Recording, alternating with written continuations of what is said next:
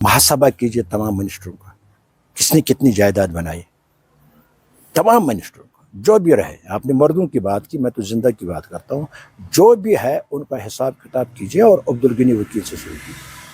میں بھی cabinet minister ہوں اور دیکھیے کس نے کیا ایسٹس بنائے، کتنے 300-400 کنال ہیں، کن نے سرکاری زمین کھائی. لہذا اس لیے یہ آواز میں نے پہلے بھی اٹھائی تو آپ نے یاد دلایا. آج میں پھر بھی کہتا ہوں کہ تمام جو پولیٹیشنز ہیں ان کا حساب کتاب شروع کرو. اینڈ اسٹارٹڈ فرام می. اور ود دی رزلٹ اتنا گھبرایا گیا عمر عبداللہ، تو عمر عبداللہ نے میرے خلاف کیس کیا، سمجھ گئے، پروزیکیوشن کیا، کیس کیا. کہا جائے تو یاسین ملک کے ساتھ بھی انصاف ہونا چاہیے. اور اسی طریقے سے وہ بار بار کہتے ہیں کہ بھی کیا خطا کیا ہے عمر فاروق نے، اس کو کیوں بند کیا گیا ہے؟ کیونکہ ہماری جو پارٹی ہے، ہم اپنی ضمیر کی پارٹی ہے اور ہم ضمیر کی آواز جو ہے لوگوں کو تک پہنچانا چاہتے ہیں، ان کی ترجمانی کرنا چاہتے ہیں. آپ دیکھتے ہیں 1 لاکھ لوگ یہاں شہید ہو گئے، مرے گئے. ہو از ریسپانسبل؟ آج 1987 میں الیکشنز ہو گئے، کون سا انقلاب آتا اگر صلاح الدین ایم ایل اے بنتے، اگر Yasin Malik M L A بنتے، 20 سیٹیں مف لیتی. لیکن جب وہ جمہوریت میں آ گئے تھے اور وہ ایم ایل اے بننا چاہتے تھے، منسٹر بننا چاہتے تھے، ہندوستان کا آئین کا انہوں نے حلف اٹھایا، کیونکہ آپ تب تک فارم نہیں بھر سکتے ہیں جب تک نہ آپ حلف اٹھائیں گے انڈین کانسٹیٹیوشن کا، انٹیگریٹی کا. وہ انہوں نے اٹھایا. لیکن جب انہوں نے رزلٹ دیکھا، وہ جیت رہے تھے، اعلان کسی کا ہوا، تو انہوں نے کہا یہاں جمہوریت نہیں ہے، اس کا علاج گن ہے. تو اگر گن اٹھانے کے لیے کس پارٹی نے ان کو مجبور کیا اور کون سی پارٹی ہے، وہ لوگ سمجھیں گے جو اس 1 لاکھ جو مروانے کی ذمہ دار ہے. وہی 50 سال پہلے جو میں نے سوپور کو دیکھا وہی آج بھی ہے. اور سب سے زیادہ ڈرٹی ٹاؤن جو میں نے دیکھا ہے وہ سوپور ہے، کیونکہ یہاں کے سوپور ڈگری کالج کو میں نے 25 لاکھ کا لائبریری بلاک دیا. میرا پتھر لگا ہوا ہے، جاؤ سوپور اپنے کانسٹیچوئنسی میں. میں نے سوپور وومن کالج کو لائبریری بلاک کے لیے 25 لاکھ دیے ہیں، پتھر میرا لگا ہوا ہے، دیکھنا. میں نے وکلا کو تقریباً 20-25 لاکھ دیے چیمبرز کے، بکس کے لیے. سمجھ گئے آپ کے سوپور بار کو. خون خرابہ سے کوئی مسئلہ حل نہیں ہوگا. اور اگر مسئلے سب ہوں گے، حل ہوں گے، وہ پیس پروسیس سے، ڈائلاگ سے، بات چیت سے حل ہوں گے. اور اس میں بڑا شروعات ہوئے تھے، یہ وہی شروعات تھے کہ اس وقت 2 راستے کھل گئے، پونچھ سائڈ سے اور اوڑی سائڈ سے. تجارت آپس میں بڑھانا ہے اور وہاں کے لوگ جو وہاں پھنسے ہوئے تھے ان کو یہاں لانا ہے. بہت سے نوجوان جو اس وقت وہاں تھے وہ بہت سے آ گئے ادھر. تو اس لیے مقصد تھا کہ لڑائی جھگڑے سے کوئی مسئلہ حل نہیں ہوگا. ناظرین السلام علیکم. آج کے اس ملاقات کے پروگرام میں ہم نے دعوت دی ہے خواجہ عبدالغنی وکیل صاحب کو. پروگرام میں آنے کا ان کا ہم سواگت کرتے ہیں، استقبال کرتے ہیں اور شکریہ بھی کرتے ہیں. وکیل صاحب سوپور میں جنمے ہیں، تقریباً 40-50 سال سیاست میں رہے ہیں. ممتاز شخصیت ہے، قانون دان بھی ہے اور منسٹر بھی رہے ہیں. علاقہ رفیع آباد میں انہوں نے بار کے کام کیا ہے بحیثیت سوشل ویلفیئر منسٹر. تو سب سے پہلے ہم وکیل صاحب سے جاننا چاہیں گے کہ انہوں نے اپنی زندگی کا سفر کہاں سے شروع کیا ہے. عبدالغنی وکیل جو ہے یہی نوپورہ کلن میں رہتے ہیں، سوپور میں. اور ہماری جو سیاسی زندگی ہے یہ اسٹوڈنٹ ایج سے مجھے لگتا ہے 1971 سے شروع ہوئی ہے. کیونکہ جب ہم 71 میں گریجویشن کر رہا تھا تو اس وقت بھی میں اسٹوڈنٹ یونین کا پریزیڈنٹ تھا کالج میں اور ڈبیٹنگ سوسائٹی کا سیکریٹری بھی تھا. تو تب سے مجھے سیاسی جو زندگی ہے اس کی طرف بڑا جھکاؤ تھا. اور میرا جو سوچ تھا وہ یہی تھا کہ کسی طریقے سے لوگوں کی خدمت کی جائے اور لوگوں کی نمائندگی کی جائے تاکہ جینوئنلی لوگوں کو مدد ہو سکے. اللہ کی مہربانی سے میں اس اپنے مشن میں شروعات میں نے کی اسٹوڈنٹ ایج سے، اور آہستہ آہستہ یہ بڑھتا گیا، اور 1900 میرے خیال میں 74 میں نے Congress, Indian national Congress join کی، اور تب سے میرا کافی دیر تک کانگریس میں رہا اور عہدوں پر رہا. لیکن شروع میں نے کی ڈسٹرکٹ پریزیڈنٹ سے 76 میں، اس کے بعد میں جنرل سیکرٹری بھی بنا، اس کے بعد میں چیف اسپوکس پرسن بھی بنا، اور سینئر وائس پریزیڈنٹ بھی بنا پارٹی کا.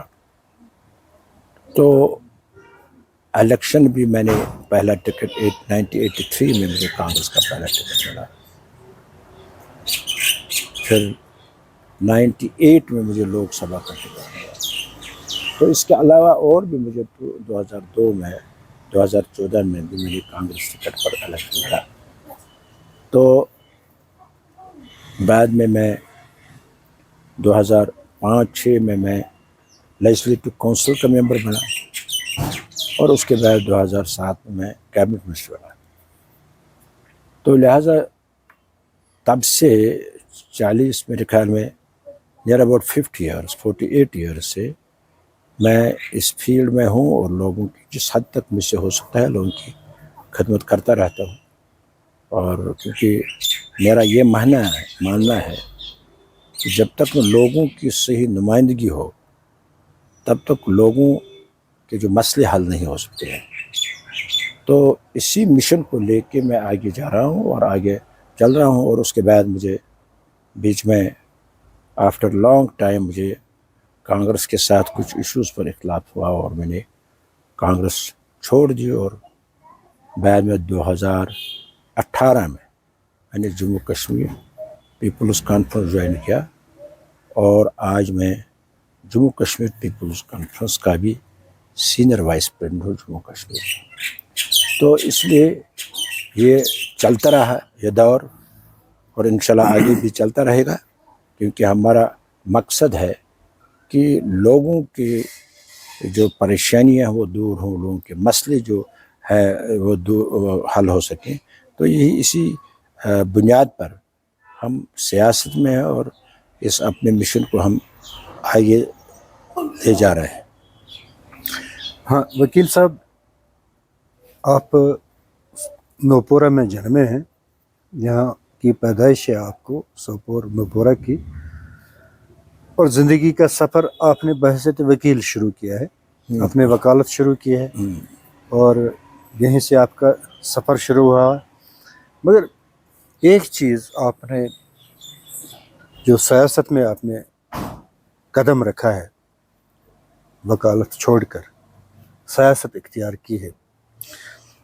اب تک اگر یہ سمجھا جا رہا ہے کہ سیاست یا سیاستدان، نہ لوگ سیاست کو سمجھ پا رہے ہیں نہ سیاستدان کو سمجھ پا رہے ہیں. جیسے کہ لوگ مانتے ہیں، لوگوں کا کہنا ہے کہ جیسے ہی ایک سیاستدان پاور میں آ جاتا ہے، کرسی پہ آ جاتا ہے، الیکشن جیت کے آ جاتا ہے، تو کرسی پہ یا منسٹر ہوتے ہیں یا ایم ایل اے بن جاتے ہیں یا ایم ایل سی بن جاتا ہے، تو پھر اس کی نظریں ہٹ جاتی ہے لوگوں سے، نظریں وہ چراتا ہے لوگوں سے، وہ لوگوں سے ملنا بھی پسند نہیں کرتے ہیں، اس کانسٹیٹیونسی میں جانا بھی پسند نہیں کرتے ہیں جہاں پہ اس نے الیکشن جیتا ہے. تو آپ نے ایک بہت لمبا عرصہ دیا ہے سیاست میں، علاقہ رفیع آباد کے لیے آپ نے بہت کچھ کیا ہے، بہت کام کیا ہے، لوگوں کو نوکریاں دی ہے، ان کو روزگار دیا ہے، لوگوں کے لیے کام کیا ہے، اور سوشل ویلفیئر کے لیے یہاں لوگوں میں بہت کچھ آپ نے یہاں لوگوں کو دیا ہے. یہ ایک بہت بڑی خدمت ہے. تو اگر یہ دیکھا جائے، یہ جو آپ خدمت کی ہے اب پورے علاقہ رفیع آباد کی اور باقی جگہوں کی، تو یہ دیکھ کر لوگوں کا یہ گمان کیوں ہے وکیل صاحب کہ کرسی پہ بیٹھ کے ایک سیاستدان پھر لوگوں سے نظری چراتا ہے، لوگوں سے ملنا پسند نہیں کرتا ہے، ایسا کیوں؟ دیکھیے، جو یہ آپ کہہ رہے ہیں، لوگوں میں جو یہ خیال ہے ان کا خیال صحیح ہے کہ انہوں نے ایسے ہی سیاستدان دیکھے ہیں، سیاستدان جو پاور میں ایک بات کرتے ہیں اور پاور سے باہر دوسری بات کرتے ہیں. یہ پرمپرا رہی ہے جموں کشمیر میں، اور بڑا استحصال ہوا ہے لوگوں کو بڑے سیاستدانوں سے، اور اس میں سب سے بڑی جو ذمہ دار ہے وہ یہاں کی ٹریڈیشنل پارٹی جو ہے، چاہے نیشنل کانفرنس ہے، چاہے پی ڈی پی ہے. آپ دیکھیے، میں آج بھی ایک فنکشن میں بول رہا تھا کہ جو لوگ ہیں، لوگوں کی بھی ذمہ داری ہے. ایک پارٹی جو وعدے کرتے ہیں الیکشن مینیفیسٹو میں، اصول یہ ہے، طریقہ یہ ہے کہ اگر ان کے وعدے، کوئی بھی پارٹی جو وعدہ کرے اقتدار میں آ کے پورا نہ کرے، تو لوگوں کی بھی ذمہ داری ہے 6 سال کے بعد، جو ابھی تک 6 سال تھا یہاں، تو ان کو ریجیکٹ کرنا چاہیے. لیکن آپ دیکھیے 40 سال سے ایک پارٹی اس بنیاد پر ووٹ لے رہے کہ ہم 98 دیں گے، لیکن یہ 98 کے بھی لوگوں کو نہیں ملے. لیکن جب بھی الیکشنز ہوئے تو ان کو کہا گیا. اب لوگوں کی ذمہ داری یہ تھی کہ یار یہ تو ہمارے اپنا وعدہ تو یہ کرتے ہیں، الیکشن میں بڑا ڈنڈورا پیٹتے ہیں، لیکن جب پاور میں یہ آتے ہیں جو آپ کہتے ہیں تو یہ 98 بھول جاتے ہیں. اور کبھی کوئی پارٹی ہو جو وعدہ کرتے ہیں، چلے پی ڈی پی نے سیلف رول کا وعدہ کیا، پی ڈی پی نے ڈیملٹرائزیشن، فوج نکالنے کی بات کی، تو جب یہ پاور سے باہر ہوتے ہیں تو ہمیں بڑے بڑے خواب دکھاتے ہیں، بڑے بڑے وعدے کرتے ہیں، لیکن پاور میں آ کر، کیونکہ جو پاور میں رہے تو انہوں نے وہی تو کیا ہے. اس لیے لوگ صحیح کہتے ہیں کہ جب یہ پاور میں ہوتے ہیں تو پاور میں ان کو یاد ہی نہیں رہتا کہ ہم نے کیا کیا ہے، بلکہ پاور میں ایسی باتیں کرتے ہیں جیسے وہ وعدے انہوں نے کبھی نہیں کیے. حالانکہ پاور میں آ کر، اور ان دونوں جماعتوں کو اسمبلی میں کوئی بھی فیصلہ پارٹی کر سکتی ہے جس پارٹی کی اکثریت ہو، لیکن اکثریت مل کر بھی یہ پارٹی کر نہیں سکتی ہے جو یہ وعدہ کرتی ہے. کیونکہ آپ ایک دفعہ نیشنل کانفرنس نے حیرانگی کی بات کی کہ انہوں نے ایک ریزولوشن پاس کیا 98 کا، اور وہ 98 اس وقت واجپئی جی پرائم منسٹر تھے. جب یہ 98 کا ریزولوشن دلی میں انہوں نے پیش کیا، انہوں نے بھیجا دلی حکمرانوں کو، تو انہوں نے وہ ریزولوشن ریجیکٹ کیا. لیکن اس ریجیکشن کرنے میں نیشنل کانفرنس کا بڑا لیڈر عمر صاحب حصدار تھے، کیونکہ وہ وزیر خارجہ تھے، وزیر مملکت. اگر ان کو سنسیئرٹی ہوتی اس ریزولوشن کی تو وہ وزیر خارجہ سے مستعفی ہوتے. اس نے نہیں دیا. یعنی اس کا مطلب تھا کہ وہ بالکل یہ ڈرامہ تھا، ریزولوشن بھیجنا، باپ ریزولوشن بھیجے گا، بیٹا ریجیکٹ کرے گا. تو اسی طریقے سے جب آپ دیکھیں گے، اگر آپ لوگوں سے ابھی بھی میں کبھی پوچھتا ہوں، بتائیے کتنا ڈنڈورا پیٹ تھے اس وقت نیشنل کانفرنس. لیکن جو نیشنل کانفرنس پہلی پارٹی تھی جس نے بی جے پی کے ساتھ اتحاد کیا، اور عمر صاحب وزیر خارجہ بن گئے، مملکت وزیر بن گئے. اس کے بعد پی ڈی پی دوسری پارٹی تھی جو آپ کے سامنے انہوں نے اتحاد کیا، اور بلکہ بی جے پی کو مضبوط بنانے میں پہلی دفعہ جموں کشمیر میں انہوں نے ان کو سرکار کا حصہ دار بنایا، اور سرکار کا حصہ دار بنا کر بی جے پی کو طاقتور بنایا. تو اب یہ جب دونوں پارٹیاں، جب یہ ان کے ہت میں ہوتا ہے، ان کو پاور ملتا ہے، تو بی جے پی ٹھیک ہوتی ہے. لیکن جب ان کو پاور سے باہر کیا جاتا ہے تو بی جے پی غلط ہوتی ہے. یہی محبوبہ مفتی جی، تو یہ تو بڑا بی جے پی کے بڑے کیا کہتے ہیں، ان کا جو بڑا چرچا، ان کی تعریفیں، ان کے ساتھ ملنا اٹھنا، سب کہتے تھے کہ اگر اس ملک کو چلائے گا مودی جی چلائیں گے. لیکن جو ہی اس کو وڈرا سپورٹ بی جے پی نے کیا تو اس نے کہا بی جے پی تو بڑی غلط ہے. تو جب یہ لوگ دیکھتے رہے ہیں پولیٹیشنوں کا یہ ڈبل سٹینڈرڈز، تو لوگ یہ کہیں گے بھائی یہ تو جب پاور سے باہر ہوتے ہیں تو یہ ایک بات کہتے ہیں، جب پاور میں ہوتے ہیں تو دوسری بات کہتے ہیں.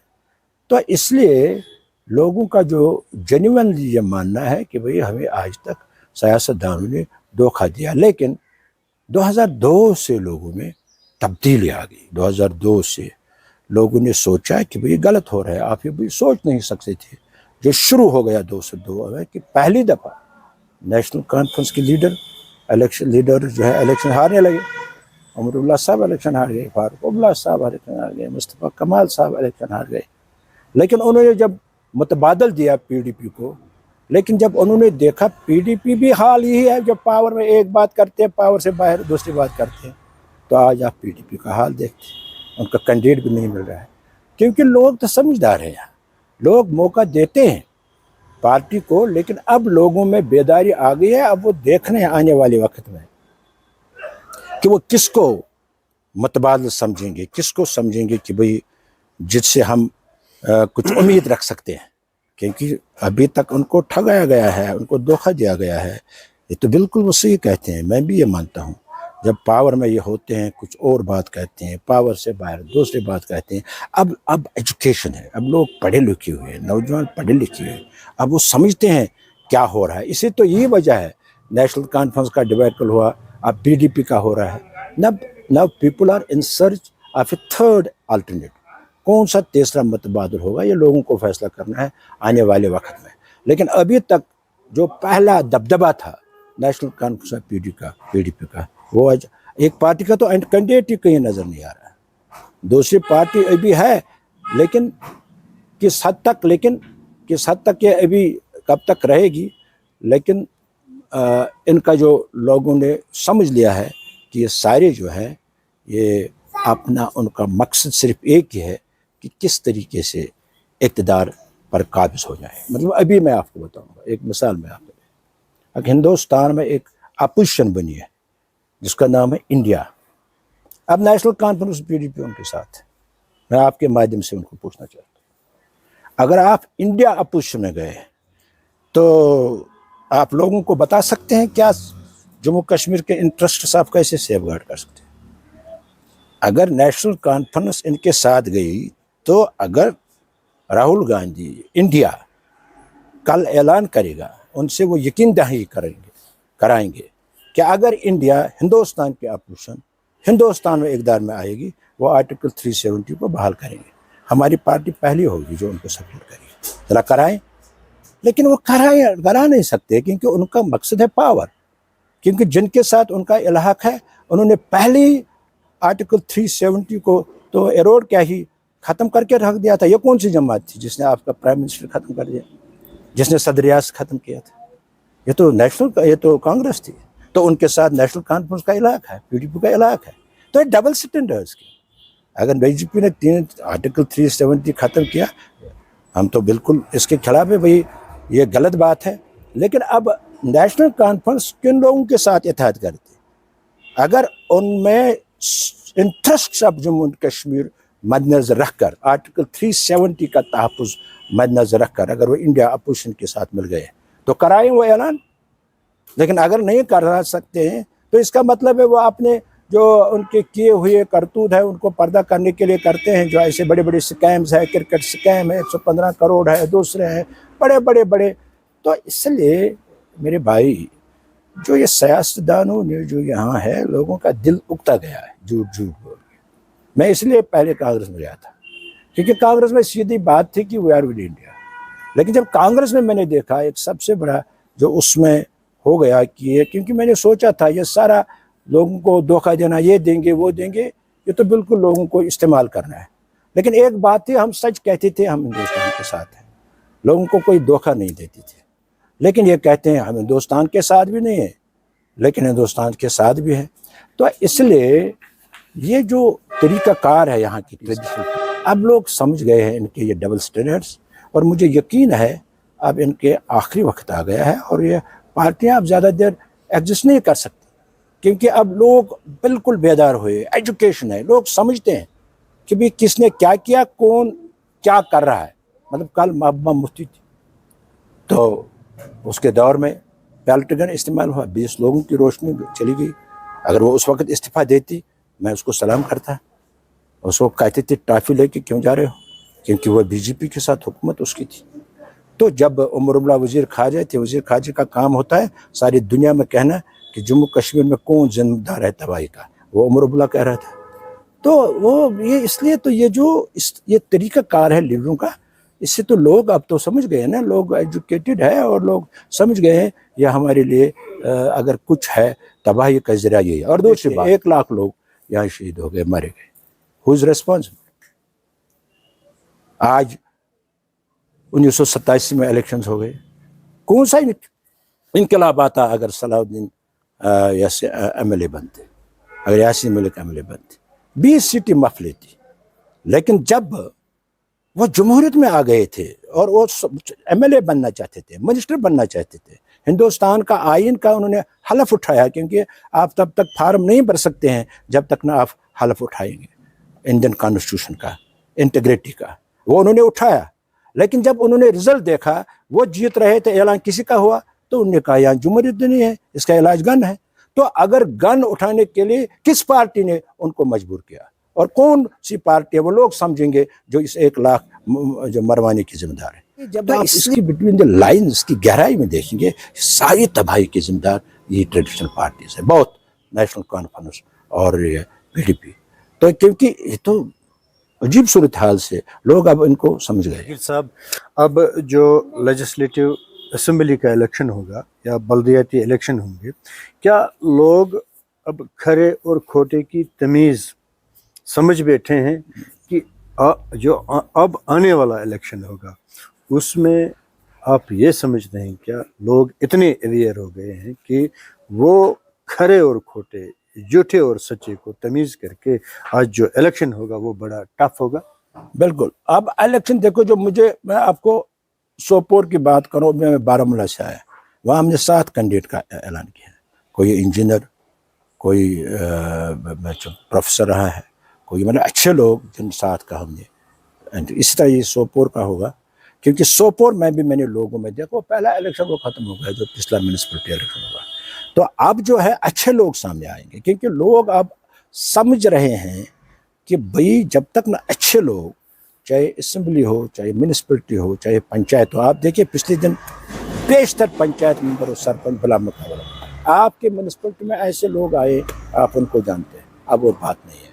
اب بالکل کنٹیسٹ ہوگا, پنچایتوں میں اچھے لوگ آئیں گے, میونسپلٹی میں اچھے لوگ آئیں گے. یہ تو چینج ہے, یہ تو بیداری ہے, یہ تو لوگوں میں جو ہے فرق آ گیا ہے. بھئی یار ہم تو تباہ ہو رہے ہیں, ہم ایک اچھے انسٹیٹیوشن کو ہم نے ان پڑھ اور جن کو کوئی ویژن ہی نہیں ان کے حوالے کر رہے ہیں. کون سا ویژن ہے یہ آپ کے میونسپلٹی کا کہ یہاں ایک فوارہ بنا ہے, انپریڈکٹیو سکیمز, اور لاکھوں روپیہ کروڑوں ان فواروں پر خرچ ہوا ہے. یا فوارے کی ضرورت ہے, یا میں نے پہلی دفعہ سوپور کا انٹیریئر دیکھا ایریا, یا ٹائلز کی ضرورت ہے, ڈرینیج کی ضرورت ہے, سیوریج کی ضرورت ہے. کوئی 50 سال پہلے جو میں نے سوپور کو دیکھا وہی آج بھی ہے. اور سب سے زیادہ ڈرٹی ٹاؤن جو میں نے دیکھا ہے وہ سوپور ہے, کیونکہ یہاں لوگ آئے ہیں, ان کا ویژن ہی نہیں ہے. یہاں مطلب یہاں احد باب صاحب ہے, یہاں ایک فوارہ ہے بیٹھا ہوا ہوتا ہے, 10 لاکھ اس پر خرچ ہوئے. کیا کمال کے لوگ ہیں, کیا کمال کے مطلب چنے گئے لوگ ہیں. تو ان کے پاس جب یہ ایسے لوگ آئیں گے تو یہ ٹاؤن جو ہے, چاہے کوئی بھی ٹاؤن ہو, یہ تو بالکل ان کو برباد کر کے رکھیں گے. جو میں نے دیکھ رہا ہوں, میں پچھلے دن مجھے موقع ملا, میں نے تقریباً پہلی دفعہ آفٹر 45 ایئرس سوپور کے انٹیریئر کا دورہ کیا. مسلم پیر, مہاراج پورہ, آرم پورہ, خانقاہ مولا, شیر کالنی. ہو وہی حالات, کوئی ڈیولپمنٹ نہیں, کوئی سسٹم نہیں. کتنا کروڑوں روپیہ میونسپلٹی کو آ رہا ہے, کہاں جا رہا ہے, کون کیسے, کیونکہ اس میں کمیشن لینا ہے فواروں میں. ایسے بہت سی چیزیں کی گئی, گھنٹہ گھر. ارے بھائی وہ کام کرو جس سے کچھ پروڈیوس ہوگا, پیداوار ہوگا, جو لوگوں کے مفاد کے لیے ہوگا. جو آپ اس کو کہتے ہیں انپریڈکٹیو سکیم, جو غیر پیداواری سکیم پر خرچ کرنا, اس سے آپ کو خرچ مطلب سوپور یہ نہیں ہے. سوپور آج میں ماڈل ٹاؤن دیکھو, یہ ایکسپینشن پچھلے 30 سال کا ہے. یہ ڈیولپڈ ایریاز یہ 30 سال میں باہر آلریڈی ہو گئے ہیں, لیکن جو اصلی سوپور ہے وہ وہی ہے جو 50 سال پہلے تھا. کیونکہ وہی ڈرین, وہی نالے, وہی مطلب کیا کہتے ہیں کوچے, کیا کریں. تو اس لیے لوگ یہ دیکھ رہے ہیں. میں نے دیکھا, لوگوں سے بات کی, انہوں نے کہا جناب تو یہاں کچھ ہو ہی نہیں رہا ہے, مطلب یہ پیسہ کہاں جا رہا ہے, کدھر جا ہے, کس پر خرچ ہو رہا ہے. اس لیے جب تک نے سوپور کے لوگوں میں, سوپور آلریڈی سمجھدار لوگ ہیں, بڑے قابل, دنیا دیکھیں, لیکن یہ بڑی بدقسمتی تھی کہ سوپور کے لوگ ذرا الیکشنئرنگ سے دور رہتے تھے, جو بڑی بدقسمتی رہی ہے. یہی وجہ ہے ایسے ایم ایل ایز آئے, ایسے لیڈرز آئے یہاں سے جو نمائندگی کرتے رہے, تو وہ خود ہی آگئے بلا مقابلہ ہی مان لیجئے اس قسم کا, کیونکہ جب لوگوں کی پارٹیسپیشن ہو. لیکن میں لوگوں سے آپ کے مادھیم سے اپیل کرتا ہوں کہ اگر ان کو اپنے سوپور کو، اپنے جس علاقے کو، اپنے ایریاز کو ڈیولپ کرنا ہے، نئے حالات میں ان کو چلانا ہے، تو ان کو اچھے لوگوں کو، دیانتدار لوگوں کو، پڑھے لکھے لوگوں کو، نوجوان کو آگے لانا چاہیے، تو تبھی سوپور کا نقشہ بدل سکتا ہے۔ جہاں آپ کو کوئی پبلک پارک نہیں، جہاں کوئی چیز نہیں، کوئی ہو اتنا میں نے دیکھا ٹورسٹ کے حوالے سے، میں ایک دن ننگلی گیا، اگر اس کو ڈیولپ کیا جائے گا تو سارے ٹورسٹ وہاں آئیں گے۔ یہاں وٹلب کا ایریا ہے، یہاں سب سے بڑا خوبصورت ایریا جو میں نے دیکھا، گلمرگ بھی انسان بھول جاتا ہے، رامپور راجپور میں وہاں گیا، کیا خوبصورت ہے، لیکن کوئی نمائندہ ہی نہیں آیا جو اس ٹورزم کے حوالے سے کوئی اس کی طرف دھیان دیتا ہے۔ اس لیے مجھے لگ رہا ہے کہ اچھے لوگ سامنے آئیں گے اور ایک اچھا کنٹیسٹ ہونا چاہیے، کس پارٹی کا ہو، میرا اس سے ماننا ہے کہ اسکار پہ ہو، کون ہو، لیکن اچھا اور قابل ہو جو ڈیلیور کر سکتا ہے۔ لوگوں کو وہی دیکھنا چاہیے کہ کون کس پارٹی کا ہے، لیکن قابل ہے، جانتدار ہے، ڈیلیور کر سکتا ہے۔ کیونکہ پارٹیوں کو انہوں نے دیکھا، پارٹی نے آج تک وعدے ہی پورے نہیں کیے، تو انہوں نے آج تک سینٹیمنٹل پالیٹکس کا سہارا لیا، اور نتیجہ یہ نکلا آج جموں کشمیر کے لوگ بے بس ہیں۔ کیونکہ کون بات کر سکتا ہے؟ بات وہ کر سکتا ہے جو آنیسٹ ہو، جو دیانتدار ہو، وہ بات کر سکتا ہے۔ جس نے خود مختلف سکیمز میں انوالو ہو، لیڈرشپ کیا بات کر سکتی ہے؟ آپ نے تقریباً 40 سال کانگریس میں دیے ہیں، آپ کہہ رہے ہیں کہ 87 کا جو الیکشن ہوا اس میں دھاندلیاں ہوئی ہے، وہ ڈاکٹر فاروق کی وجہ سے ہوئی ہے۔ اگر صلاح الدین الیکشن جیت رہے تھے تو کون سا انقلاب آ جاتا، ایم ایل اے ہی بن جاتا نا۔ اگر یاسین ملک الیکشن جیت جاتے تو ایک ایم ایل اے ہی بنتا، کوئی انقلاب نہیں آتا۔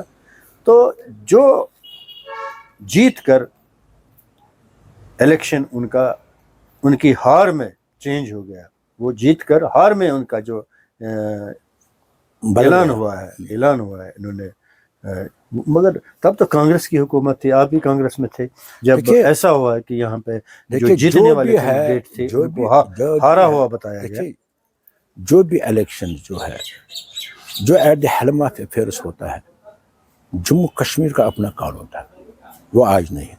تو جموں کشمیر کے قانون میں مرکزی سرکار تھی، وہ اس وقت مداخلت نہیں کر سکتی۔ جو آپ کا الیکشنئرنگ ہوگا، وہ سارا الیکشنئر جو ہے اسٹیٹ گورنمنٹ کرتی ہے، اور اسٹیٹ گورنمنٹ کے انڈر سارا جو اسٹیٹ کا ایڈمنسٹریشن ہوتا ہے، وہ یہاں کا ڈی سی اس وقت ایس پی فاروق ابلا کے انڈر تھا، وہ وہاں کسی اور مرکزی کے لیڈرز آج کیونکہ جو یو ٹی گورنمنٹ ہے آج سارا مرکز کے ہاتھ میں ہے، تو اس وقت وہ نہیں تھا۔ اس لیے وہ جو سارا سسٹم تھا، جو الیکشن ہوا، آج اگر دھاندلیاں ہوں تو سیدھا مرکزی سرکار اس میں انوالو ہے، بیکاز آپ کا بیشتر جو ایک تو پہلے انہوں نے قانون، وہ آپ کا جموں کشمیر کا ہمیں الگ قانون تھا، اس لیے جو بھی الیکشن پروسیس ہوتی وہ یہاں کی اسٹیٹ گورنمنٹ کرتی تھی، اور اس لیے اسٹیٹ گورنمنٹ ذمہ دار ہے۔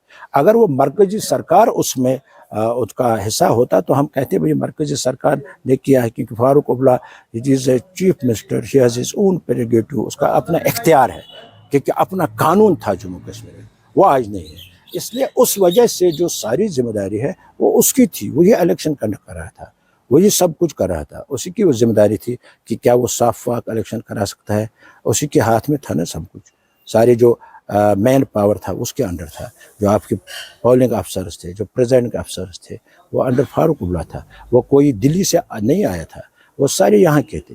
اس لیے جو سسٹم وہاں اس وقت ہوا تھا یہ تو دنیا جانتی ہے نا، تو اس لیے اسی وجہ سے، کیونکہ اور جو کینڈیڈیٹس جو تھے وہ اس میں جو انہوں نے کامیاب قرار دیے غلط طریقے سے، نیشنل کانفرنس کے کینڈیڈیٹس تھے، انہوں نے کوئی کانگریس کا کینڈیڈیٹ یا اور کسی پارٹی کا غلط طریقے کا اس کا اعلان نہیں کیا ہے، لہٰذا اس لیے تو وہ ایک مانی ہوئی بات ہے، جو ریگنگ کا جو پروسیس ہے، that has been done by the Farooq Abdullah government, and Farooq Abdullah تو جو کچھ پھر اس کے بعد ہوا وہ تو ساری ذمہ داری اس کی ہے۔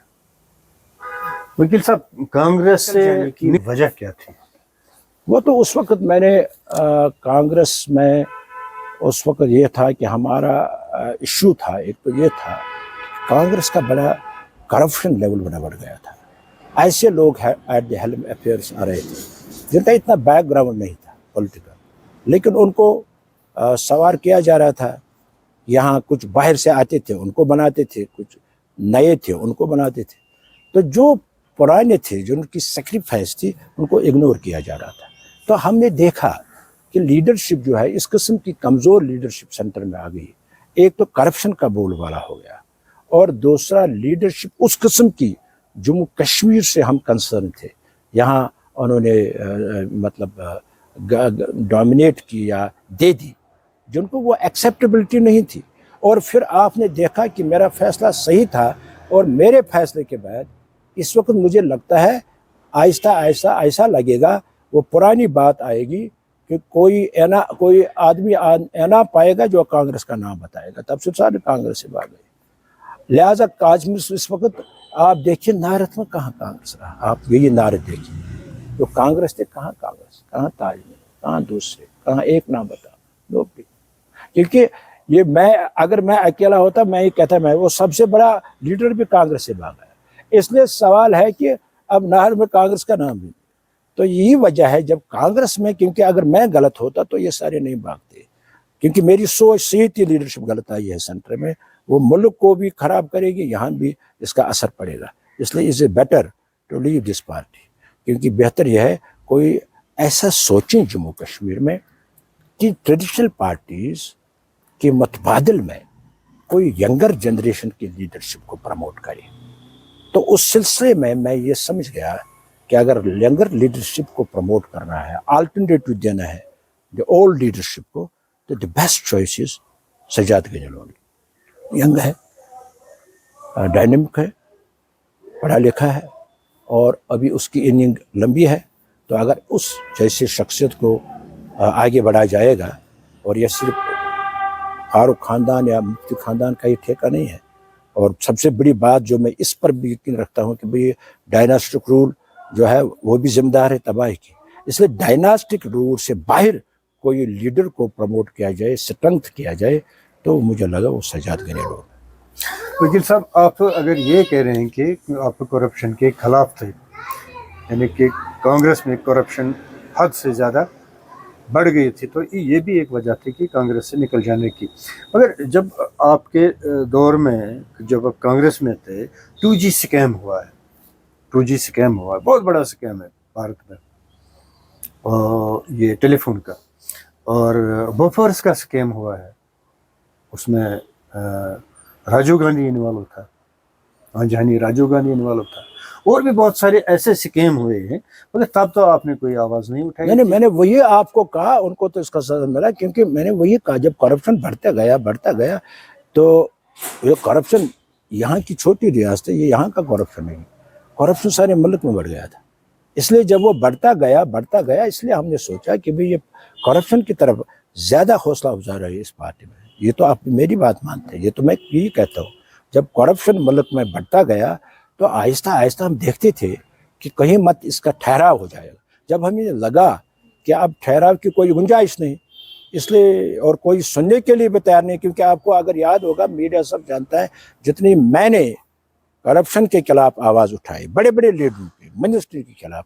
और एक ऐसी बात भी होगी, मुझे आपने याद दिलाई कि उमर अब्दुल्ला ने मुझे केस किया, डिफेमेशन केस एज सरकार ने, कि भाई इसने हमारे मिनिस्टर के खिलाफ करप्शन के इल्ज़ाम लगाए।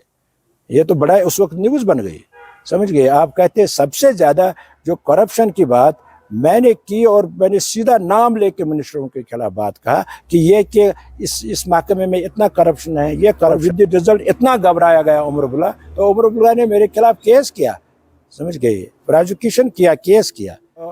तो चलो अल्लाह की मेहरबानी थी, हम सुरखरू हुए। लेकिन मैं आपको कहता हूँ इस हद तक मेरी आवाज़ थी, ये मुझे आपने याद दिलाया।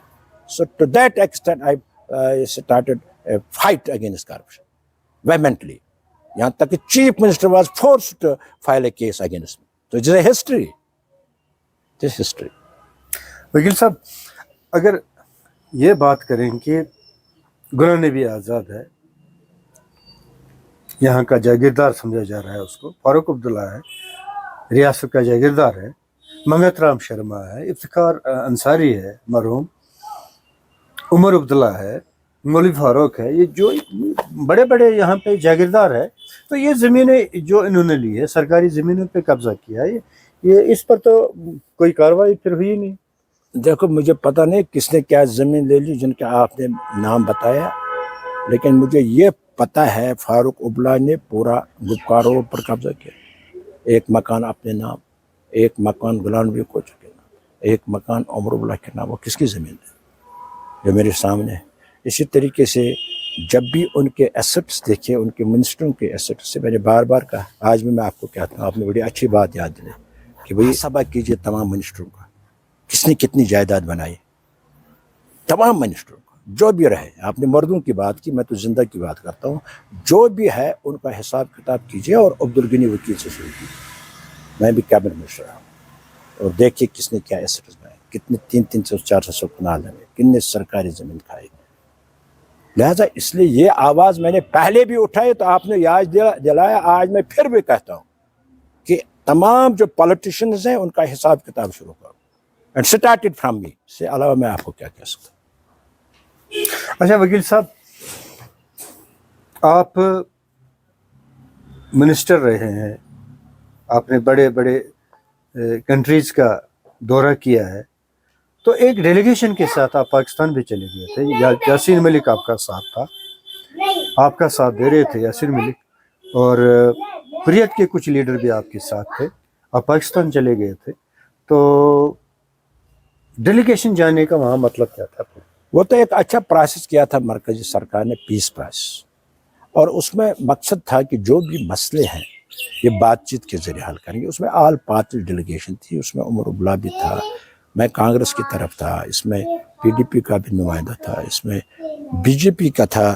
اس وقت بی جے پی کا پریزیڈنٹ نرمل سنگھ تھا جو ڈپٹی سی ایم رہا ہے، وہ بھی تھا. اس طریقے سے تمام پارٹیز تھے اس ڈیلیگیشن میں. اور ہم نے وہاں پروفیسر غنی صاحب بھی تھے، یاسین ملک بھی تھے، حریت لیڈر بھی تھے اس کانفرنس میں، ہم بھی تھے. تو اس میں ایک پروسیس کیا تھا مرکزی سرکار نے کہ ایک آپس میں تال میل دوستی بڑھائی جائے، جو اس وقت بھی وقت کی بہت ضرورت ہے. اس وقت بھی جو آپ نے مجھے اچھی بات یاد، خون خرابہ سے کوئی مسئلہ حل نہیں ہوگا. اور اگر مسئلے سب ہوں گے حل ہوں گے وہ پیس پروسیس سے، ڈائلاگ سے، بات چیت سے حل ہوں گے. اور اس میں بڑا شروعات ہوئے تھے، یہ وہی شروعات تھے کہ اس وقت 2 راستے کھل گئے، پونچھ سائڈ سے اور اوڑی سائڈ سے.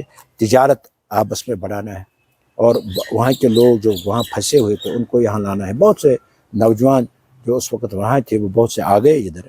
تو اس لیے مقصد تھا کہ لڑائی جھگڑے سے کوئی مسئلہ حل نہیں ہوگا. آپس میں کانفرنسز کریں گے، آپس میں ڈسکشنز کریں گے. وہاں بھی ہم نے، اس وقت پریزیڈنٹ تھا جنرل مشرف، اس کے گھر پر ہم نے ڈسکشن کی، اس نے لنچ ہم نے شروع کیا، ہم نے وہاں ڈسکشن کی. تمام اکٹھے تھے، آل پارٹیز انکلوڈنگ حریت.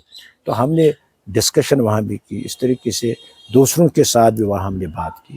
تو وہ بات چیت، اس قسم کی بات چیت جو ہے وہ اس وقت بھی بہت ضروری ہے. جو پچھلے دنوں سے بھی یہاں کچھ واقعات ہو رہے ہیں، تو ایسا لگ رہا ہے کہ اس پیس پروسیس کے لیے خون خرابے سے کوئی مسئلہ حل نہیں ہوگا.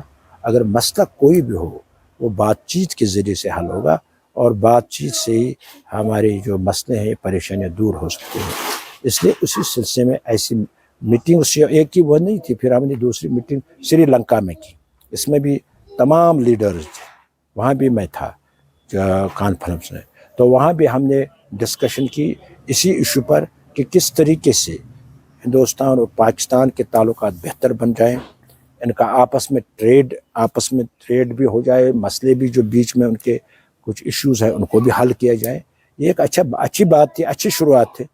لیکن پتہ نہیں آج کی سرکار اس میں کیوں یہ ڈیلے کر رہی ہے یا پسند نہیں کرتی ہے. یہ مجھے لگتا ہے اچھا نہیں ہے اس میں ڈیلے کرنا، کیونکہ مسئلوں کو کوئی راستہ نکالنا ہے، اور مسئلوں کا جو حل نکلے گا وہ بات چیت کے ذریعے نکلے گا. وکیل صاحب، جیسے آپ کہہ رہے ہیں کہ راستہ کھل گیا تھا، مال آ رہا تھا، یہاں کا مال وہاں جا رہا تھا. ایک پیس پروسیس جو آپ نے شروع کی تھی یا بھارت سرکار نے شروع کی تھی، جس میں آپ نے بہت ساری ڈیلیگیشن لیے ہیں، سری لنکا بتا رہے ہیں، پاکستان بتا رہے ہیں، آپ نے وہاں بات چیت بھی کی ہے. مگر ایک چیز ہے، جو پروسیس ہے شروع ہوا ہے، ٹرائل پہ چلا ہے، مگر پھر یہ ناکام کیوں ہوا؟ ناکام نہیں ہوا، حکومت بدل گئی. میں وہی بدل جاتے ہیں، ان کے جو پرائیارٹیز ہے وہ بدل جاتی ہیں. جب دوسری حکومت آ گئی ان کی پرائرٹیز اور ہوگی. تو اس لیے میں نے وہی کہا اس جو پہلی حکومت آ گئی ان نے اس پروسیس کو روک دیا. لیکن پہلے تو جو پہلی حکومت تھی انہوں نے اس پروسیس کو آگے لیا. آج کی حکومت نے روک دیا لیکن روکنا نہیں چاہیے تھا. یہ پروسیس جاری ہونی چاہیے, آنا جانا جاری ہونا چاہیے, کیونکہ یہ جب تک نہیں یہ جاری رہے, آپس میں بات چیت جاری رہے, تب تک مسئلے حل کیسے ہوں. وجہ کیا ہو سکتی ہے اس میں جو رکاوٹ آئی ہے پروسیس میں, وجہ کیا ہو سکتی ہے؟ یہ تو گورنمنٹ آف انڈیا کہہ سکتی ہے, کیونکہ یہ معاملہ ہے ان کا, یہ میرا معاملہ نہیں ہے. یہ ان کا معاملہ ہے کہ کیوں وہ روکے ہوئے ہیں, ان کے ریزنز کیا ہے, ان کے وجوہات کیا ہے, وہ کیوں نہیں اس پروسیس کو آگے لینا چاہتے ہیں, یہ ان کو دیکھنا جموں کشمیر بچاؤ تحریک جب آپ کانگریس سے نکل گئے تھے تو آپ نے جموں کشمیر بچاؤ تحریک شروع کی تھی, پھر اس کو تحریک کو آپ نے دیکھو یہاں جہاں تک جموں کشمیر بچاؤ, آج بھی وہی بچاؤ کی ضرورت ہے. اور آپ مجھے اپریشیٹ کریں گے, مجھے پہلے ہی لگا تھا کہ جموں کشمیر کو بچانے کی ضرورت ہے. یہ میرا ویژن کہہ رہا تھا, اس لیے میں نے رکھا تھا جموں کشمیر بچاؤ. جموں کشمیر کو خطرات ہیں, سب سے بڑا خطرہ آپ کو یکدم آ گیا آرٹیکل 370 کے ایبروگیشن کا. تو اس لیے جموں کشمیر میں جو حالات ہوئے تب سے وہ وقت کہتا ہے کہ ضرورت اس چیز کی جموں کشمیر کے انٹرسٹس کو سیف گارڈ کرو, ان کو بچاؤ. تو لہٰذا میں نے دیکھا کہ لوگوں کا اتنا اس چیز کی طرف دھیان نہیں تھا, وہ سوچتے تھے شاید پتہ نہیں وکیل صاحب کیا بچاؤ کہتے ہیں. اور دوسرا وہ بچاؤ تھا کہ یہاں کے انٹرسٹ, دوسرا بچاؤ تھا کہ یہ بچاؤ اس ملک میں, جموں کشمیر میں ہی نہیں سارے ملک میں بچاؤ اس وقت ضرورت یہ ہے ہندو مسلم سکھ اتحاد. مجھے لگ رہا تھا اس اتحاد کو آنے والے وقت میں زک پہنچنے کا خطرہ ہے, اس لیے میرے ذہن میں آیا تھا یہ دونوں چیزیں ضرورت ہے.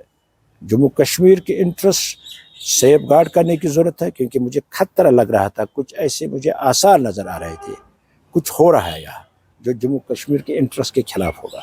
دوسرا مجھے یہ بھی لگ رہا تھا کہ ملکی سطح پر جو یہاں ایک میل ملاپ رہا ہے, صدیوں سے آپس میں بھائی چارہ رہا ہے, اس کو بھی زک پہنچانے کی کوشش ہوگی. تو میں نے سوچا تھا لوگ یہ سمجھیں اور متحد ہو جائیں کہ اسی طریقے سے ہم ان انٹرسٹ کو سیف گارڈ کریں اور ان عناصر سے, ان طاقتوں سے خبردار رہیں جو طاقتیں جموں کشمیر کے انٹرسٹ کو نقصان پہنچانا چاہتے ہیں یا جو طاقتیں ہندو مسلم سکھ اتحاد کو نقصان پہنچانا چاہتے ہیں. وکیل صاحب, آپ کہہ رہے ہیں کہ پی ڈی پی ذمہ دار ہے اس چیز کی کہ انہوں نے بی جے پی کو کشمیر میں لایا ہے.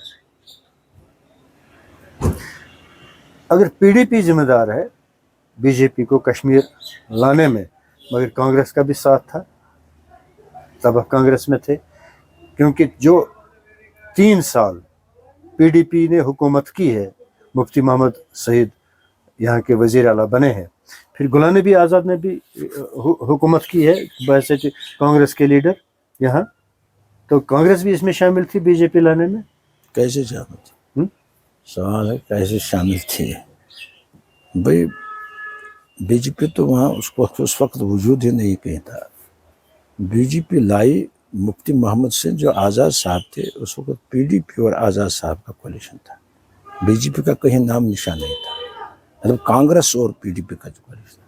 لیکن اس میں بھی مفتی صاحب نے ایک بہت بڑی پولیٹیکل بلنڈر کی, اس نے کانگریس پارٹی کو ودرا سپورٹ کیا آزاد صاحب, اور جس وجہ سے پھر ایسے حالات بنے آہستہ آہستہ اس کے ودرا کرنے سے کہ بی جے پی مطلب ابھرنے لگی. وہ بھی جاتا ہے مفتی سعید کی اس غلطی پر. لہٰذا آزاد صاحب نہ کبھی بی جے پی کے سپورٹ سے اس وقت چیف منسٹر رہے, وہ تو کانگریس ہی تھے, اور پی ڈی پی کے سپورٹ سے وہ چیف منسٹر رہے. اچھا وکیل صاحب, اگر ایسا ہے پی ڈی پی اور بی جے پی ذمہ دار ہے یہاں کا جو ماحول واتاورن ہے خراب کرنے کا, یہ ذمہ دار ہے یہ دونوں پارٹیاں, مگر اپنی پارٹی کے بارے میں آپ کا کیا خیال ہے؟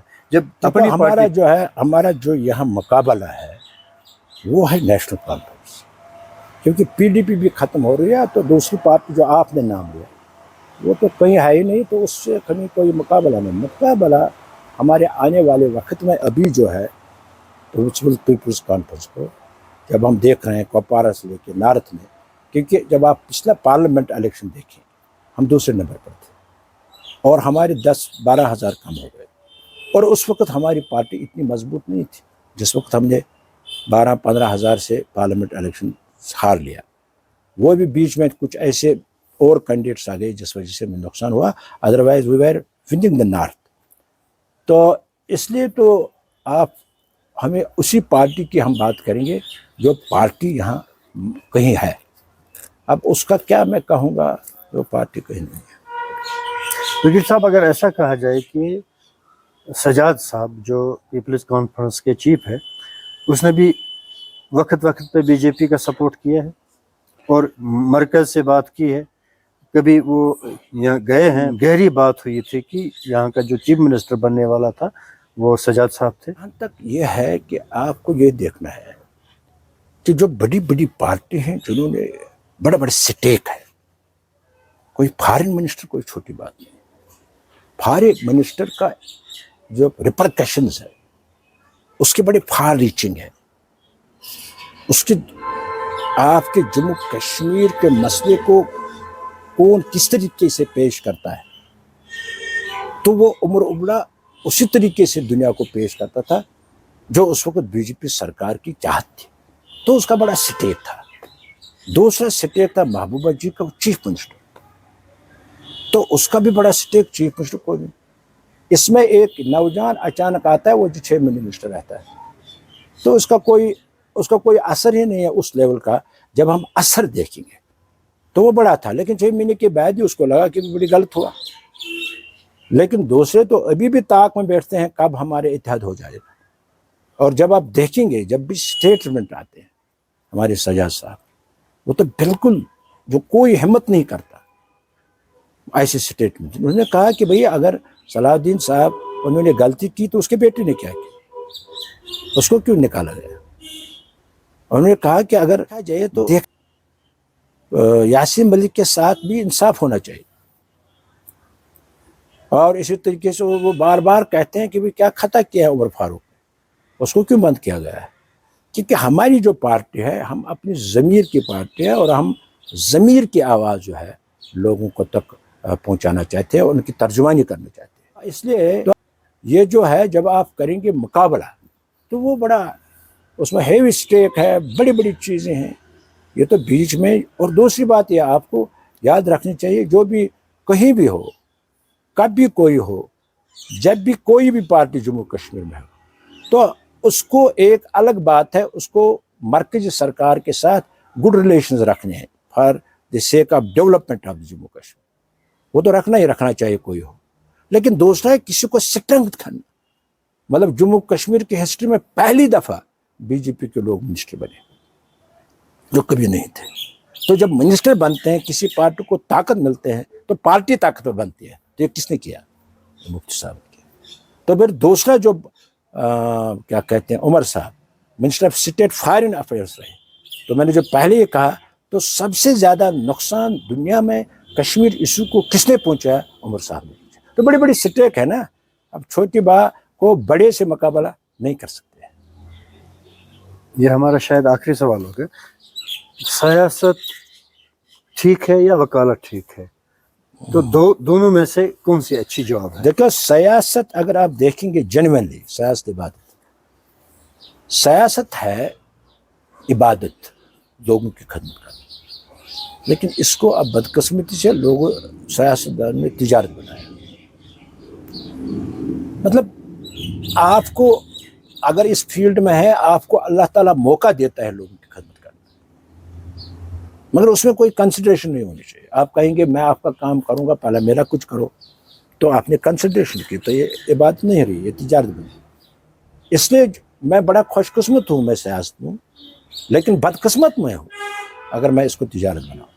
मैंने कोशिश की, मैं एक हकीर इंसान हूँ, मैंने कोशिश की कि जितना हो सके लोगों की मतलब मदद हो सके। और मैं मिनिस्टर रहा, ये कभी नहीं मिल सकते हैं। मैं रफ़ी आबाद की मतलब नुमाइंदगी करता था, रफ़ी आबाद को मैं बिलोंग करता था। तो आज तक किसी जगह अगर मैं सियासत छोड़ दूंगा, कोई ये कहे किसी कंस्टिट्यूंसी में 400 आंगनवाड़ी वर्कर और हेल्पर آج تک ریکروٹ ہو گئے. اور اسی طریقے سے پاور ہاؤس آپ کے آئیڈی پورہ سے لے کر سگی پورہ تک، زنگیر، سوپور سے لے کر ایکسیپٹ امبرگڑھ کوئی پاور ہاؤس نہیں. میں نے تقریباً 4-5 پاور ہاؤس، اور میرا پتھر لگا ہوا ہے منڈی میں ہے، ہدی پورہ اسی روڈ پر پاور ہاؤس، چکلو ہے، ہچے پورہ ہے. ہم نے پاور ڈیولپمنٹ کے لیے کام، ہم نے یتیم خانہ دے دیا ربن کو میں نے 6 کروڑ، جہاں یتیم لوگ مفت کھانا کھاتے ہیں، مفت پڑھتے ہیں، تو یہ میں نے دے دیا. میں نے سب سے بڑا کام، بڑا بیکورڈ لینڈ لیس لوگ دبگاؤ اور الصفا، میں نے ایز منسٹر ان کو بیکورڈ کرا دیا، جو آپ سے صرف 6 میل دور ہے. تو اس لیے میں نے ٹورزم نقشے میں منڈی یہاں کنگروسا، اس کے لیے 6 کروڑ کروائے. سڑک بھی نہیں تھی، میں نے سڑک بنائی اپنے فنڈس میں سے 25 لاکھ. اتنا ہی نہیں، آپ تو یہ تو وہاں کا ہے رفیع آباد کا، میں نے عدالت وہاں ڈنگی بچہ میں، تحصیل سوشل ویلفیئر آفس ڈنگی بچہ میں بڑے کام کیے ہم نے. لیکن آپ کے سوپور ڈگری کالج کو میں نے 25 لاکھ کا لائبریری بلاک دیا، میرا پتھر لگا ہوا ہے، جاؤ سوپور اپنے کانفرنس میں. میں نے سوپور وومن کالج کو لائبریری بلاک کے لیے 25 لاکھ دیے ہیں، پتھر میرا لگا ہوا ہے، دیکھنا. میں نے وکلا کو تقریباً 20-25 لاکھ دیے، چیمبرز کے، بکس کے لیے، سمجھ گئے، آپ کے سوپور بار کو. میری نظر ہر طرف لگی ہوئی تھی، سمجھ گئے. بکس کے لیے کیش 5 لاکھ سوپور بار کو آپ نے دیا اس میں. تو اس لیے ڈیولپمنٹ، اب میں اتنا بتاؤں وہ کہوں تو، کیونکہ مطلب ہے کہ میں سوچتا تھا مجھے سوپور بنے، کہ میں نے پڑھا بھی تھا، لیکن میں نے سوچا کچھ میں سوپور میں بھی اپنی نشانی اس وقت. لیکن جو میں نے دیکھا تب سے، اگر سب سے زیادہ ہر لحاظ سے اس وقت جو پیچھے ہے ہر لحاظ سے، وہ سوپور ہے. سوپور کانسٹیچوئنسی میں کوئی پاور ہاؤس نہیں، اور یہاں یہ جو وہی پرانے جو ہسپتال بنے ہوئے ہیں، لیکن دیہات میں کوئی ایسا ہسپتال نہیں جہاں لیڈی ڈاکٹر بیٹھے، جہاں ڈینٹل ڈاکٹر بیٹھے. زنگیر ایڑے کے جو ہوا ہے، تو اسی طریقے سے وہاں کوئی، ہم نے 2 ڈگری کالج، ایک ڈنگی وچہ میں، ایک ہدی پورہ دیا. اب گورنر راج میں ایک کالج بمبئی کو ملا. تب تک کوئی ایجوکیشن فیلڈ میں، ایجوکیشن سیکٹر میں، ہیلتھ سیکٹر میں ٹوٹلی سوپور بہت پیچھے رہا. اس لیے تعاون تو ڈیولپمنٹ کے لحاظ سے، گاؤں میں ہیلتھ سیکٹر کے لحاظ سے، پھر بھی کوئی ڈیولپڈ ہیلتھ سیکٹر آپ کے پاس نہیں ہے. You don't have blood bank, you don't have anaesthetics, you don't have facilities in Sopore ہسپتال. آپ کو چھوٹے ڈلیوری کے لیے لل ہسپتال اور سورا بھیجنے پڑتے ہیں. کیا انقلاب کہتے ہیں سرکار، ہم نے بڑا انقلاب لائے ہیں. آپ کا سوپور کا یہ حال ہے کہ یہاں ڈلیوری کیس کا علاج نہیں ہوتا ہے، بڑے بڑے بیماریوں کی بات ہی نہیں. اور اسی طریقے سے پاور سیکٹر آپ دیکھتے ہیں کتنا بگڑا ہوا ہے، کٹ ہوتی ہے، کیونکہ پاور ڈیولپمنٹ کے لیے کچھ نہیں کیا گیا. ایجوکیشن سیکٹر اتنا پیچھے ہیں، تو ایک ہائر سیکنڈری اسکول جو ہے، اس کے ایک پرنسپل کے 4 ہائر سیکنڈری اسکول انڈر ہے، یہ تو سٹاف بھی نہیں ہے.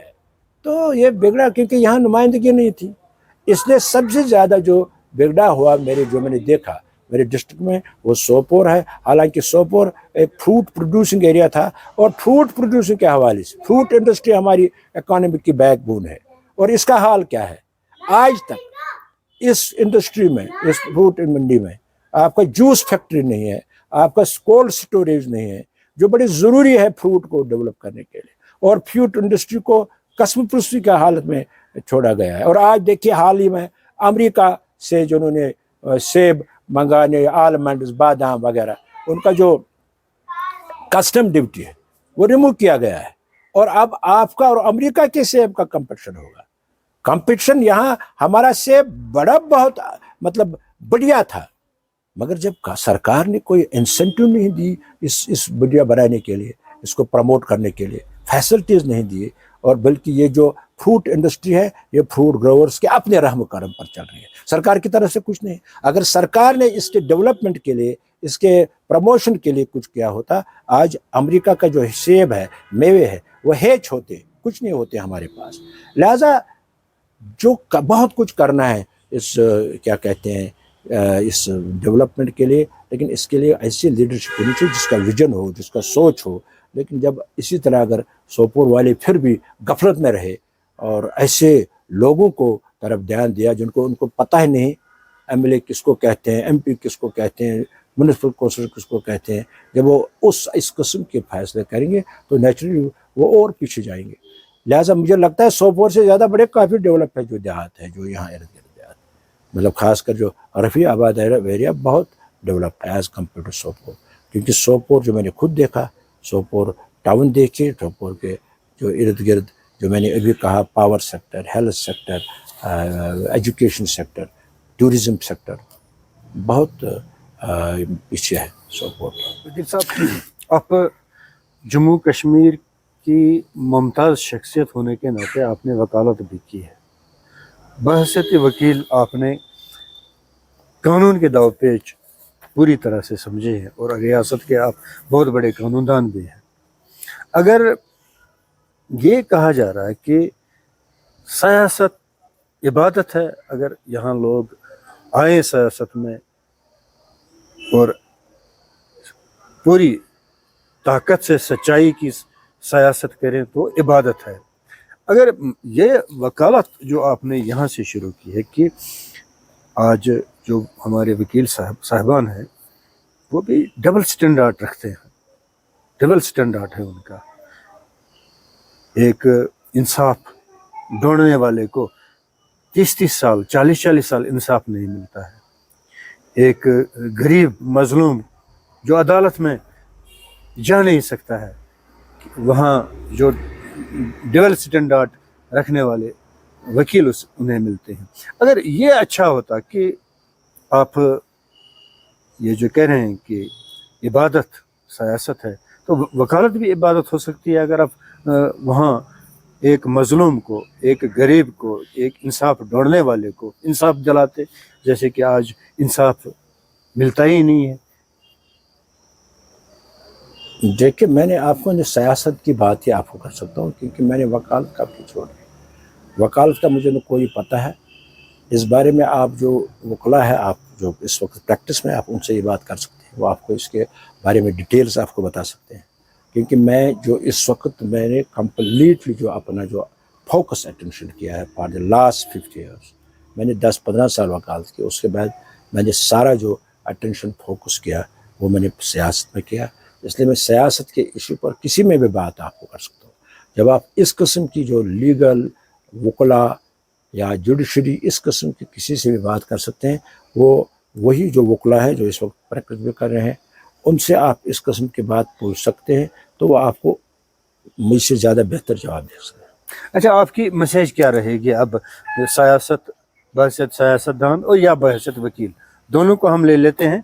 वकीलों के लिए क्या मैसेज है और सियासतदानों के लिए क्या मैसेज है और लोगों के लिए क्या मैसेज है? देखिए, मैं तो सियासतदानों के लिए सब सियासतदान अपने, लेकिन मैं यही कहूँगा, मुझे लोगों को मैं कहूँगा, लोगों से मैं अपील करूँगा कि लोगों को आने वाले वक्त में ज़ोर शोर से जो जमहूरी प्रोसेस में हिस्सा लेना चाहिए और अच्छे काबिल जानदार उम्मीदवारों को चुनना चाहिए। अगर वो अपनी तरक्की चाहते हैं, अपने बच्चे जो पढ़े लिखे इस वक्त बेकार है, उनका फ्यूचर वो ब्राइट देखना चाहते हैं, तो उनको इलेक्शन प्रोसेस से पीछे नहीं रहना चाहिए, भरपूर हिस्सा लेना चाहिए। और मुझे यकीन है वो लेंगे आने वाले वक्त में, ताकि अच्छे नुमाइंदे आएँ, अच्छे लोग आएँ, अच्छी नुमाइंदगी उनको मिले और उनके मसले भी हल हो सके। और जो इस वक्त जो सेक्टर्स है जो पीछे रह गए हैं, ऐसी लीडरशिप आए जो उन सेक्टर्स की तरफ ध्यान देगी और जो हमारा जो जम्मू कश्मीर है ये फले और फूले और हर सेक्टर में इसकी तरक्की हो सके। अच्छा वकील साहब, जम्मू कश्मीर में करप्शन लेवल क्या है? करप्शन बढ़ रही है या घट रही है? तो जो तो पिछले दफ़ा कुछ आदाद शुमार आए तो इसमें ये आया था कि करप्शन काफ़ी बढ़ रहा है, और इसलिए करप्शन तो है, लेकिन इन चीज़ों को दयानतदार लोगों की ज़रूरत है, दयानतदार हुक्मरानों की ज़रूरत है जो खुद दयानतदार हो, तो तभी वो करप्शन को ख़त्म कर सकते हैं। अगर मैं दयानतदार नहीं हूँगा तो मैं करप्शन को कैसे ख़त्म कर सकता हूँ? इसलिए इसमें भी लोगों का बड़ा अहम रोल है कि वो उन लोगों को साथ दें जो उनको लगे सही मानों में कि भाई ये दयानतदार लोग हैं या हमारी नुमाइंदे अच्छी कर सकते हैं। आज के इस मुलाकात के प्रोग्राम में वकील साहब आपका बहुत बहुत शुक्रिया कि आपने इस प्रोग्राम में حصہ لیا ہے اور ہمارے سوالات کا جواب دیا ہے. شکریہ. انشاءاللہ اگر کچھ کوئی اور بھی سوال ملیں گے رہ گیا تو انشاءاللہ پھر ملاقات کریں گے آپ سے, پھر پوچھیں گے آپ سے Thank you. انشاءاللہ.